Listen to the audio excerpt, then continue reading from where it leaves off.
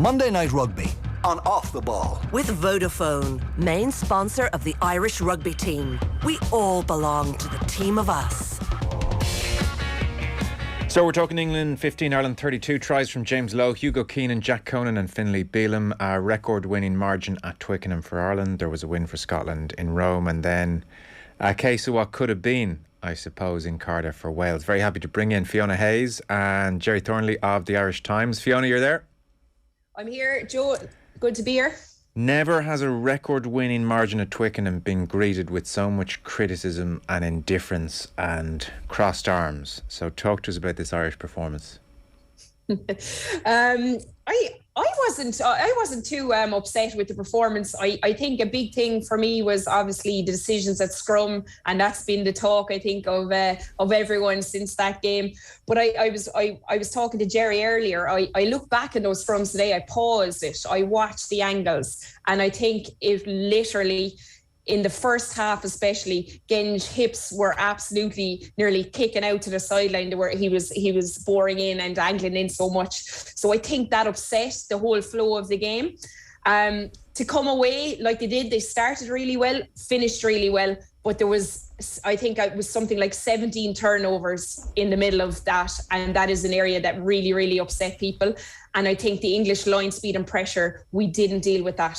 We didn't focus. Penalty count was 6 Scrum penalties, 1 short arm penalty. So I think that's what got people so riled up. But the scoreline and individual performances at times I thought was really, really good. And to come away from Twickenham with a 17-point win, you know, you would have taken that at the start of the game, definitely. Gerry, you were there. A lot of people who were there said it was as lively a Twickenham atmosphere for an Ireland game as they can remember. I don't know, maybe to some extent the red card early on seemed to galvanise both team and crowd, and there was almost an embracing of a Mission Impossible style offering on their part, and I don't know, it came through the TV as pretty lively. What was your experience of it? Yeah, I've never known it louder. I've never known it. It was brilliant. It was a cauldron. I mean, I heard Johnny O'Callaghan giving out a little bit about it on the radio this morning, saying that, you know, he didn't like the booing of 2 penalties taken by Johnny Sexton, the booing of Irish players going down injured and so forth. But I tell you what, it was fairly lively, and they got behind their team and they celebrated every little moment, and most of those little moments revolved around their scrum, and they hung on into the game. Ireland started brilliantly. I mean, some of the handling early on and the ambition right from the kickoff was superb. The tip on, the tip ins, the wraps, the pullbacks, the lines of running, the timing of passes. It was the ease with which they could get to the outside edges, whether mostly James Lowe, but also Hugo Keenan and on the other side. I thought they started the game superbly. And if Caelan Doris's try isn't overruled for a marginal call for a knock-on against Gary Ringrose when his wrist is tapped by Mauro Itoje, which Matthew Reynal, when he was initially on the pitch, signalled the ball went back and he was perfectly positioned. And no real camera angle showed distinctly whether the ball did go back or forward. It looked like it had gone back. If that try is given and Ireland go 15-0 up, I'm not sure there's much of a way back into the game for England, because then England have to score tries. And that is not this English team's forte, scoring tries. But in any event, the refereeing of the scrums, as much as the actual performance of scrums, like wheeling scrums becoming penalties, first 1, then 2, then 3. It was interesting that Mike Ross reckoned a couple of those penalties should have gone to Ireland. Even Nigel Owens reckoned the penalty count, that those scrums could have been 3-3 or 4-2 to England, but certainly a couple should have gone to Ireland. But anyway, it gave England a huge in into the game, and they went to the area of bombardment, and they chased hard and they competed hard. Brilliant though Hugo's balls under the high ball, and they got their way back into the game. And when it got back to 15-all, it got to be really ropey and uncomfortable as it's been in some of the bad days there, like 10 years ago when there was that scrum carnage. And normally when a team is under the pump at scrum time and gives away 6 penalties and the penalty count is 15-8, they lose the match. I thought this game was a huge game in the evolution of this Irish team, Joe, beforehand. I thought with an hour gone, the score 15-all, it had become an even bigger one. Because could you imagine if Ireland had lost that game? I wouldn't like to know what damage it would have done. It would have meant that, you know, it added to the defeat in Paris. It would have meant that the last big win away from home would have been pretty much Twickenham 2018. Like, given last year they won an empty Rome and an empty Murrayfield. So it would have been a long time since the last significant away win, because they lost in Twickenham before the pandemic as well. So to show the composure they did and come through and win and get a bonus point, I think was hugely significant in this team's development. And I felt more than relief at the end. It was largely relief, I agree with you, but I just thought it was a very important statement win for this team to survive that storm and come through. Wonderful impact from the bench. You know, they have a strength and depth of the bench that has 4 lines. It really shone through in that game. I know Ian Henderson gave away 3 penalties and his carrying wasn't as strong as it normally is, but, you know, I think he'll get better for that game. He'll have to now with James Ryan and Ryan Baird both out next week, because presumably he'll start with Ty Byrne. That's what there was outstanding performance from Ty Byrne and Caelan Doris and Josh van der Fleer as usual. Keenan at the back has never been better. Ireland might well have lost if Keenan not had been so good. It wasn't just his try. It was, you think of that skillful moment when he delays his pass, when Jack Noel goes to the intercept and he shifts the ball onto Gary Ringrose, onto Andrew Conway before it's recycled for the Jack Conan try. I think that was 13 phases. It was probably the best phase of rugby. So Ireland came back and imposed themselves on England again. Like, I was particularly delighted to see Conor Murray come on in the 60-odd minutes. Just, yes, this is made for a player of his experience. 3 World Cups, 3 Lions tours, 80-odd caps, you know, all that game know-how. Even a little thing like taking a mark, as if to say, right, everybody calm down. Let them shouting, saying all they want, and, you know, swing low to each other. Everybody just calm down and take a mark, and then quickly feed the ball to James Lowe, who was huge in the day. And I just thought they came through moments of crisis with real composure and won well in the end. And ultimately, you know, they passed 2.5 times more than England did. They made 8 line breaks to 1, scored 4 tries to 0. In the end, yes, you can say it was down to England tiring, but I don't think it was that simple, because England have struggled to finish out games against Scotland and Wales before Ireland. And I think, you know, it was the brand of rugby that Ireland played contributed to tiring England out. After all, the penalty that led to the 4th bonus point try was by Joe Marler, hadn't been on the pitch that long, and it was easy not rolling away. So I think I was a bit surprised by some of the criticism.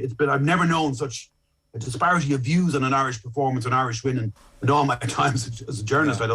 But I thought overall I was very pleased with that Irish team that came through, because, like I said, imagine the consequences if they'd lost. I think perhaps the disparity of views, Fiona, depends on how much of a disadvantage you think 14 men is for 77 minutes. And also, what is your threshold for turning the ball over when you're trying to play a certain style of play? Because Ireland had 17 turnovers, which is huge. And there is absolutely no doubt that on a number of occasions the pass was forced.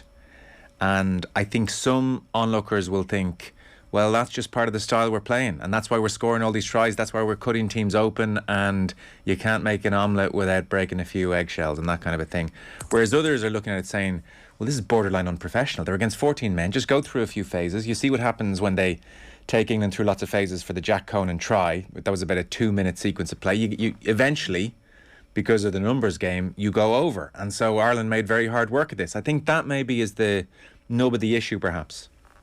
Yeah, Ireland had to be a lot more clinical at times, but what people forget is that, you know, you've got a referee that's listening to the crowd, absolutely going mental. They don't know why the red card. Us at home heard it explained perfectly, but you've people in the crowd that probably didn't understand, was that definitely a red card? They're putting a lot of pressure on the referee. There's a lot of noise. England are exceptionally pumped up now. They're down 1 man, so this puts massive pressure on a team playing against someone like that.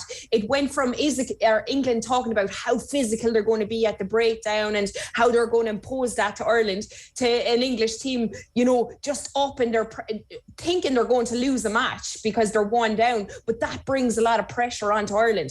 And I think Joe, with that pressure, Ireland saw the space and tried to get there a little bit too soon at times. We had some beautiful pullbacks, and that worked well in that first try. But it was almost like we stuck with that same game plan, and Ireland really tried to get a couple of double pullbacks and get that ball out wide. And that English defence, who were a man down, the space was out wide, but their aggression in rushing up really killed a ball, and penalties at scrum time added to that pressure. So it's very, very hard. I think sometimes, and they say this, sometimes when you're down a man, it's actually harder to play against a team like that. You have a game plan, but what you're missing out with that is that, you know, you have a team aggrieved and you have players who are more hungry than they were to start off with. On the scrum then, let's deal with that issue so you can give us your experience, obviously, of what was going on there. I think everybody has been struck by the post-refereeing review, and even as Gerry mentioned, Nigel Owens was saying it could have been 4-2, maybe it could have been 3-3 for those 6 consecutive penalties. So Matthew Rennell saw what he saw, and England were getting away with what they were getting away with. I suppose the obvious question is, why didn't Tyke Furlong and Cian Healy turn to the dark arts as well? Yeah, that's the question that really kind of bothered me, is that they're so, how many caps have they got between them? They're out there, they know the game, they know their stark arts, but they didn't seem to fix that. But I think the issue with that was that there was a double thing going on. So not only was Genge I think angling in on Furlong, I think they were chasing their feet after the hit. And sometimes when that happens, and if you try and fix one, you're getting caught under pressure with two. So there was a lot of dark arts going on there. I was completely flabbergasted in the moment watching it live that Reynal could not see how, especially in the first half, how Genge was scrummaging. It was crazy to me. I think the Irish front row were caught with that as well. But they then decided to maybe take away that hit. And we saw Dan Sheehan getting pinged twice for a short arm and a full penalty because they were cutting that hit and they were probably engaging a little bit too soon. So I think that's the thing that really upset me about that area, that they weren't able to deal with it. I thought maybe they would have gone in at half time. I heard Furlong speaking to Reynal saying, look, they're chasing after the hit. There's no hold. They're not waiting for the ball in. And when they came out, I thought this Ireland team were really going to put a lot of pressure and maybe crab to the left to take away that angle for Genge, but it just didn't seem to happen. And I think Genge probably sorted his discipline out at times in the second half as well. And we saw the English second rows power through. So England looked really, really dominant because they were ending up going forward and on top of Ireland when Reynal was looking at that picture. Because, Gerry, I don't think Genge or Sinclair would be renowned as world-class scrummagers. That wouldn't be their main weapon, I suppose, on a pitch. Did the Irish camp say anything of note about what had happened in that department afterwards? No, not really, because we weren't given any of the starting front rowers or John Fogarty, the scrum coach. All Andy Farrell said afterwards was, no, he's not worried at all. He said, we've got a world-class scrum. And I think what he was doing was putting on a brave front until there's the post-match inquest with World Rugby and Matthew Reynal to see what the outcome of that is. And also, he doesn't want this to become an issue going forward. But that would be my biggest concern, that every opposition coach from Gregor Townsend next weekend to Razi Erasmus at the World Cup pool stages and indeed the All Blacks for the 3 tests next summer will look at that game in Twickenham on Saturday and think, right, this is a very good Irish side, but this is one of the few ways we might be able to hurt them. Their Achilles heel might be their scrum. And there's no doubt that the lack of real depth in the front row is a concern for Ireland. Admittedly, 3 of the starting tight 5 that started out the tournament were gone from the second minute onwards of that game in Twickenham, because you had James Ryan missing as well as Andrew Porter and Ronan Kelleher. But that would be my concern, that Ireland are going to be targeted ferociously hereafter about this. And it's something that I think that becomes even more important element of next week's game, Joe, because Scotland will do the same. And if it becomes an issue 2 games running, well, then it is an issue. But very often the case is if a team is particularly weak in one area of a game in one given week, they work at that so assiduously in the ensuing week that they rectify the problems next week. But either way, it's going to be a very, very significant aspect to next week's game. And one other thing, Fiona makes a very good point about the people in the ground being the only people who don't actually know what's going on sometimes. I remember being at a Stamford Bridge match between Chelsea and Arsenal just before the Six Nations started in 2020. When we went to the Six Nations launch, I happened to be lucky enough to be offered a ticket to go to the game. And whenever there's a VAR, the only people who don't know what's going on are the 60, 70 or 80,000 people, whoever it is, the paying customers, where they're watching in a pub or watching at home, knows exactly what's going on. I think it was a point Alex Slowe made in the London Times today. And, really rugby should maybe think about, when there's a decision made, putting up on the big screen, reckless tackle, head-to-head, red card offence. So it gives some explanation to the paying spectators as to what decision has just been made, because it seems daft to me that the paying spectators are the least informed.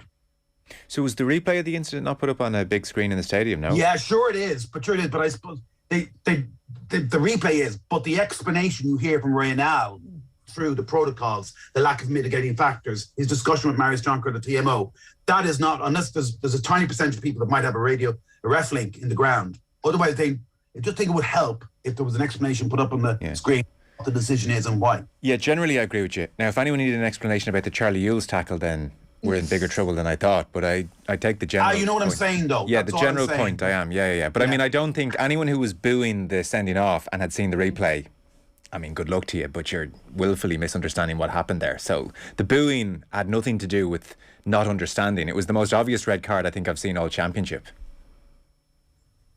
I'd say the Italian one was just as obvious because that's shoulder to head. A lot of rugby supporters might look at that and think, oh, it's just accidental, and not get the bigger picture. The bigger picture is, of course, that James Ryan went off with another concussive.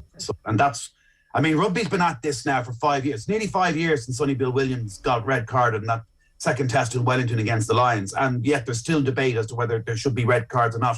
And it seems to be more discussion around it this season than there has been in the previous few. And still, tackle heights aren't being lowered. I mean, I don't get it. I agree with you. I think this is a clear day red card, but you'd be surprised. A lot of people watching the Italian-Ireland game, even Irish fans, didn't think that was a red card. Yeah.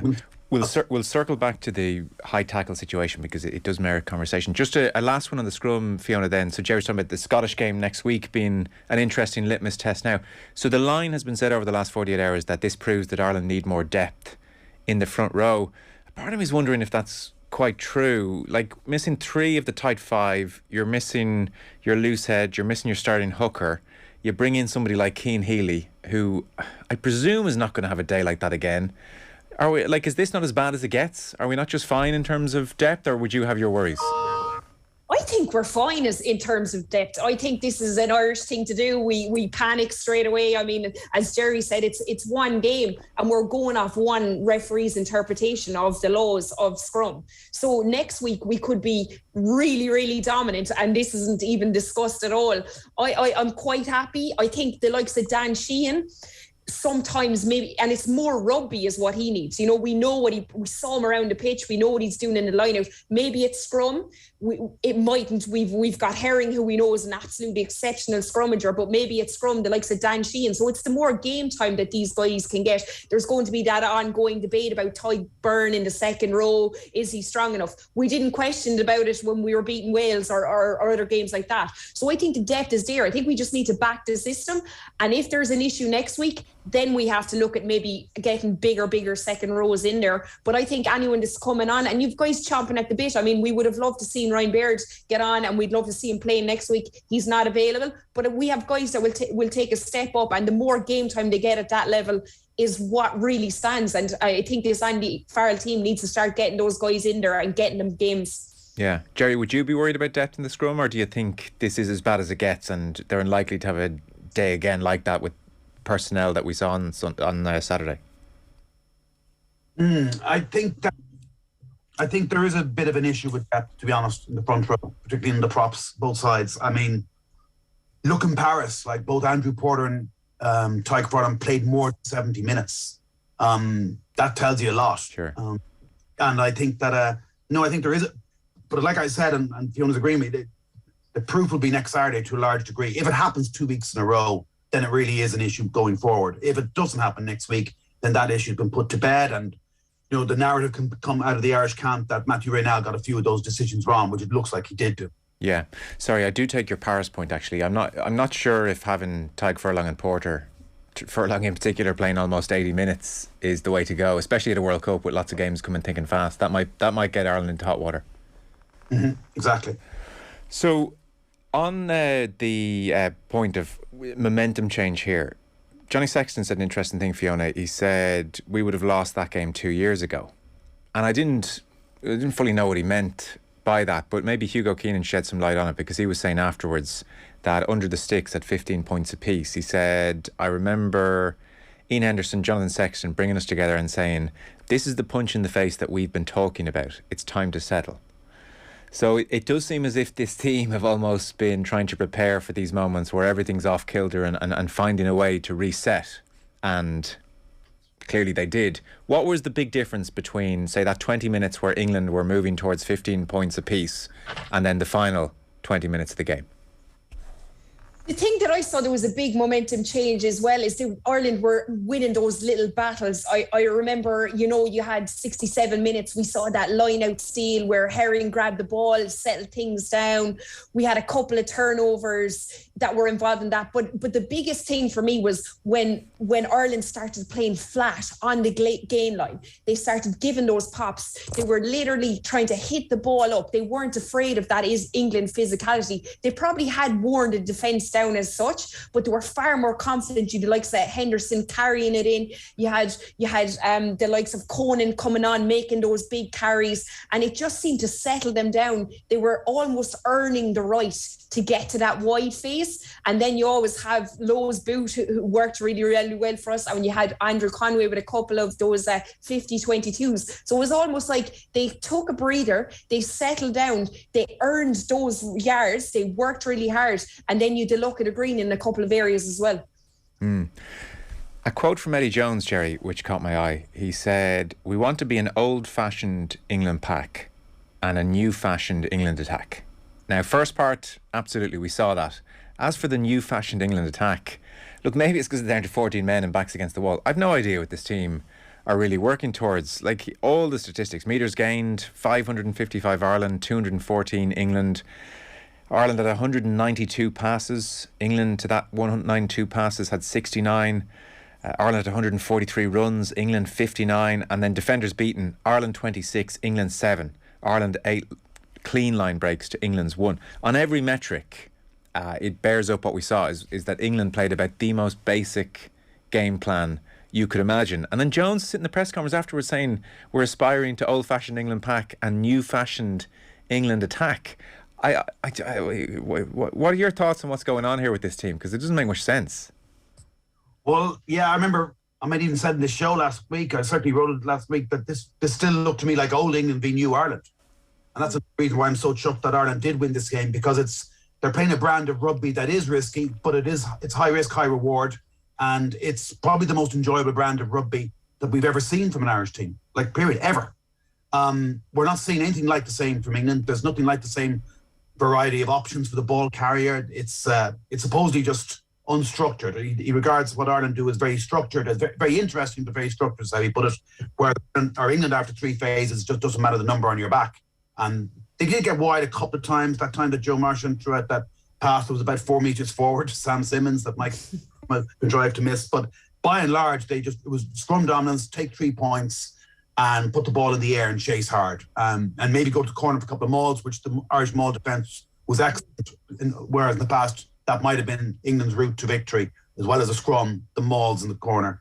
In terms of their attacking game, if you take out Italy, against Scotland, Wales and Ireland, they scored 2 tries in 3 matches. Once from a bit of Marcus Smith individualism off a line-out maul that was motoring forward, and once through cramping the space and nudging Adam Baird off the ball against Wales to get an overthrow for Alex Dunbrand to score. I can't remember really any occasion in the entire 3 matches where any of their centres or any of their outside 3 players have even looked like scoring try. I think he's pulling the wool over their eyes, to be honest. And all this tiresome talk at the World Cup. Look, he's undoubtedly a past master at getting teams to World Cups and performing very well there. He's helped South Africa, Australia and Japan all in the past, and England. Look, his record is there, but this new England attacking game, no, I haven't seen it. Yeah, Fiona, if he didn't have the admittedly phenomenal previous World Cup record to fall back on here, there would be nothing to suggest this plan is coming together right now. No, and it's like this New England. I think he's picked out New England players. You see, like I'm watching the Premiership and I see Randall, and we know what Marcus Smith can bring. I thought Marchant actually had a really good game against Ireland as well. But in general, it's like the players, but I just don't know what they're playing, what type of system. It's not exciting brand of rugby, other than Marcus Smith taking it upon himself. Like I've watched Harry Randall and he is one of the most exciting 9s to break through, but I just don't see it with England. It's like he's structured, he's putting in the box. We have him box kicking. The ball isn't getting out wide. They're using their forwards, but we haven't seen any of this back line that's meant to be exciting. And Freddie Stewart's another player who lights it up, but we haven't seen anything with him ball in hand being exciting at times either. Gerry, in terms of what we might have learned about selection, Conor Murray very much justified his position on the bench. I was asking about that last week and wondering at times, do we need tempo? And Certainly we saw his composure, and that was important. Robbie Henshaw probably comes back into an Irish starting 15, given the impact he made on the game potentially. What about around this area of second row and back row now? Let's assume and hope for a second that James Ryan makes a speedy recovery. I know he's out for the Scotland game, but just with a view to the medium term, let's presume he's available for the purposes of this conversation. There is a sense that Caelan Doris is better at 8. And equally, we saw Jack Conan do a very fine job when he came on. Peter O'Mahony probably less effective. So where are we now in this Ian Henderson, Tadhg Beirne, James Ryan back row equation? Well, it's been interesting because Tadhg Beirne has been an ever-present for Ireland this season, and he hasn't played 1 minute in the back row, Joe. Yeah. Regarded, strictly speaking, as a lock. He started every game in the lock, at lock, and in the All Blacks game, he came on for the last 30-odd minutes in the second row as well. So that doesn't seem to be an option they're exploring at the minute. I guess Ian Henderson's injury for a portion of this championship, though, may be a deciding factor there. Yeah, well, it's certainly speaking in the short term for next week, because James Ryan is out and Ryan Bair's out, is almost certainly going to be a Tadhg Beirne, Ian Henderson second row. You would imagine with Kieran Treadwell as backup. That's you'd imagine the way they're going to go for next week. And then we'll have to wait and see till the All Blacks tour will reveal more. They're thinking about Beirne as an option at 6 with a more beefed up second row. But Beirne's gone brilliantly in the second row so far, so I'm not sure they're about to change from there. What about Doris versus Conan? Is Doris so much better at 8 as to almost say, well, we have to have this guy in as 8? I mean, geez, Jack Conan hasn't done much wrong over the last 18 months, has he? No, he hasn't, but he had a relatively quieter game in Paris, and he was hooked off after about 52, 53 minutes, and then was put on the bench against Italy. Now, if you look back at the Italian selections, all the other selections, you could say they were injury-related because some players were coming back, or they wanted to have a look at Michael Larry at fullback because Hugo Keane had played 18 games in a row. The one selection where there was no real look into the future or anything that was injury-related was the new back row with Peter Mahoney starting at 6 and Jack staying the bench and Caelan Doris moving to 8. Because, with a player like Doris, he is going to get more involvements on the ball at 8 because he's not coming around to the blind side, the scrum or whatever. It's just the way of the world that the number 8 gets the ball in hands more often. And that's when Doris does his most brilliant work. I mean, he's not far off world class in my view. And I think he would have gone the Lions tour, but for his own concussions issues last week. So it's a nice headache to have. Like, there are going to be times when maybe he or Conan will be injured. And so therefore you've got an option at 8, you've got an option at 6, going back to the Leinster back row. I think it's quite fluid, and you're really going to have a case where all of them are fit and available. If they are, I still think James Ryan is nailed on starting second row, and probably with Tadhg Beirne, and it might be that they will go back to Doris at 6 and Conan at 8 and Van der Fleer at 7, as Leinster have done for much of this season. But it'll partly be based on form as well. I don't think there's a hard and fast ruling at this moment in time. Yeah. Look, as Gerry says, Fiona, it's fallacy to almost even imagine all of them being fit at the same time. But how would you see it at the moment, based on what we, the last couple of games on Saturday? Yeah, you see a lot of people overlook Peter O'Mahony, but I think he brings a leadership onto the team as well, and that's something people looked at in Paris that was lacking maybe a little bit, and I think he brought it, and obviously he did a good game for Italy, relatively quiet game, but that allows Conan then to come on and do the damage. So you can look at it that way. Obviously Conan wants to be playing there. For me, Doris has to be 8. That's where we see him at his best. He's making those meters off the back of the scrum. He just seems to get around the pitch a lot more, very noticeable. He's an excellent player and can play 6, but I think this Irish team going into those 3 November tests over in New Zealand, and especially going into World Cup, we want to be giving him that time at 8 because he's absolutely amazing, and his footwork and everything about him is getting better and better with each game. Yeah, okay, well, be interesting to watch it in New Zealand and see what direction they go in.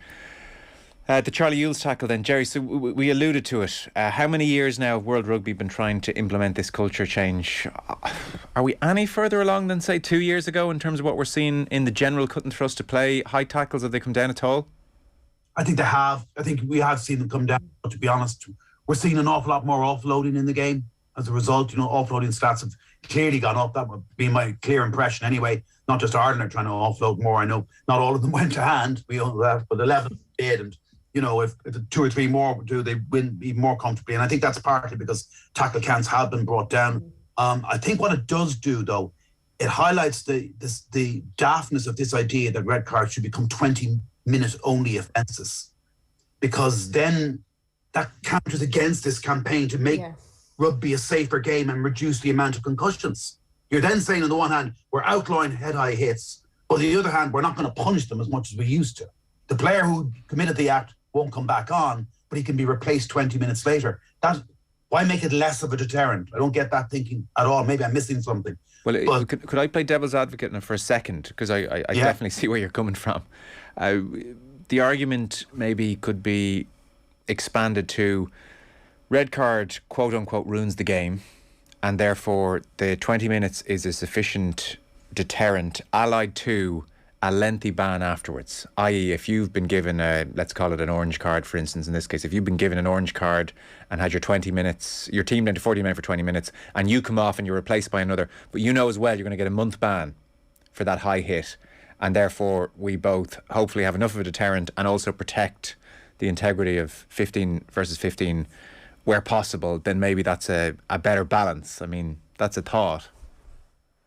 Yeah, it's a thought. To go back to your first point, and I know you're only being devil's advocate, Joe, so I'm not accusing you of saying this, but for me, a red card ruins game is actually a cliche. That's not always borne out by the facts. Ireland won in Cape Town at the first test with 14 players after CJ Stander got sent off. Ireland very nearly won in Cardiff at the first round of Six Nations last year after Peter Manny got sent off, what was it, the 15th minute.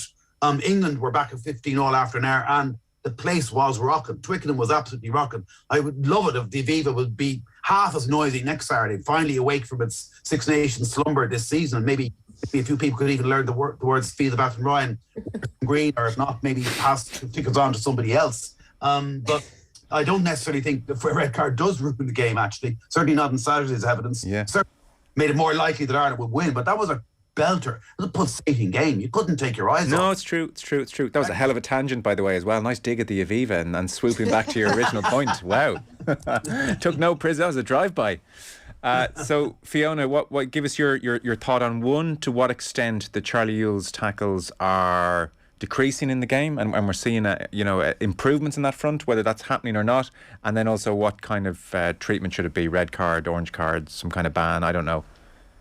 Yeah, I think I think the change in this year, and I've said this before, is that I think, when the referees are looking at more of mitigation, they're kind of really studying that. I think it should be a huge mitigating, like the person was really falling, and I think that's where the line is being crossed over, and that's why people are saying, how come that isn't a red card? So World Rugby have gone with it. I think it's absolutely brilliant. We have to look after that area. There's too many concussions. There's too much other areas where you can get injured, whereas a high tackle, if we can absolutely rule that out, then a red card is the way forward. It is improving slightly, Joe.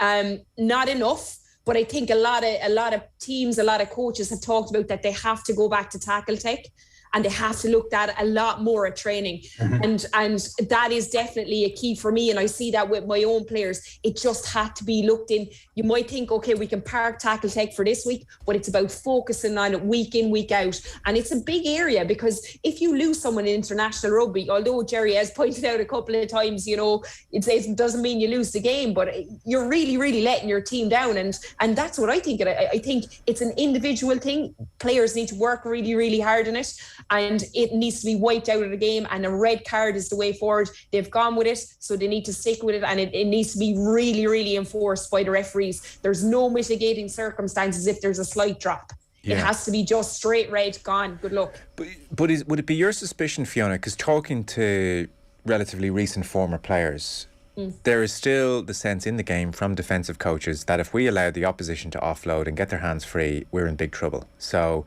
international rugby is played on the line, and winning at all costs is the aim here. So defensive coaches, in the main, insofar as I can see, are still encouraging players to tackle as high as they can, stop the offload, and fingers crossed we won't have a red card. That's my sense of what the status quo is out there still. Yeah, but we've seen what the offload damage can do, so like the skill set is getting higher and higher every game we watch. Sorry, maybe I wasn't clear. That's the point. The defence coaches are looking at the offloads and they're saying, we can't have this. We can't have offloads, so you need to hit them high still.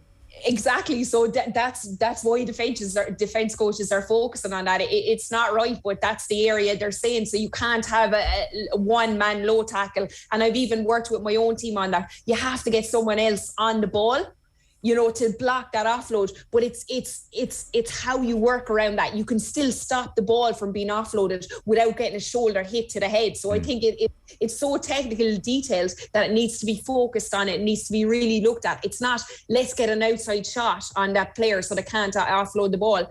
It has to be broken down and really, really looked at by coaches. Okay, because Gerry, like a wider point, I mean, you see James Ryan collapse, and it's, you're very upset for the guy, and you're concerned for his health, and he had his concussion issues last year, and nobody here is going to go any further in terms of talking about where that leaves him. But everybody's very, very concerned, and it's also it's an existential threat for the game if these things continue to happen. Well, that's the bigger picture. That's our bigger picture here than red cards and orange cards. And that's why I think they should agree with Fiona. They should stick with red cards, because they've got to eradicate this much more from the game than is the case, because there are still too many high hits. There's still too many players being concussed or going off for HIAs and failing their HIAs and not coming back in the pitch. And yeah, an existential level, there's nothing more damaging to the game, more serious for the sport as a whole to address. And every time a referee goes on the pitch, and with the help of the world governing body and other authorities, their primary duty of care is the safety of players. And the primary thing to look out for now is making sure that players don't reduce the risk of players getting concussed at all, in every possibility of doing that. And that's why, yeah, you're right. I think Fiona's right too. There's a big onus now on like just a 5 or 10 minute tackling drill every week to make sure that this message is hammered home, that tackle heights have to be brought down. And it starts to a large degree on the training ground as well. And maybe players need absolute reminders of this. You would have thought would have dropped by now. You've got to allow some sympathy for players. It's 2 minutes into game. It's probably the first involvement Charlie Ewell's had in the match. I'm sure he doesn't mean to hit James Ryan in the head with his own head or anything like that. But that's why I think you've got to punish all these events with red cards. No debate about it whatsoever, until finally the penny drops. And it's taken longer than we would have thought. When you think of Bill Williams was on Anthony Watson 4.5 years ago in Wellington, and here we are still having these incidents in the game. But I do think that the only way to remove them or reduce them significantly from the game is for World Rugby and the referees to continue with their current policies. Okay. Not anyway. Okay. Folks, we're out of time. Super Saturday to come. Thanks so much. Much appreciated. Gerry Thornley of the Irish Times. Cheers, Gerry. Cheers, Joe. And take care. Fiona Hayes as well. Thanks a million, Fiona. Cheers. No problem, Joe. Hopefully I'll bring up the levels now in the Aviva on Saturday. Learn the words. Get them going, Fiona. Wear some green. Will do. Thanks very much. Our rugby coverage here on Off the Ball is with Vodafone, main sponsor of the Irish Rugby team. We all belong to the team of us. And we do have tickets, by the way, if you want to get along and add to the atmosphere yourself for the game on Saturday. A set of 3 tickets, to be exact, with thanks to Vodafone. So to get your name into tonight's draw for the prize, just identify our mystery voice here. He was asked how he was feeling during last night's thrilling episode of Peaky Blinders. Was I nervous? Absolutely, I was nervous at that point. To enter, text your name and answer to 53106, hashtag Team of Us. And if you're picked out of the draw, we'll get in touch after the show. Monday Night Rugby on Off the Ball. With Vodafone, main sponsor of the Irish Rugby team. We all belong to the team of us.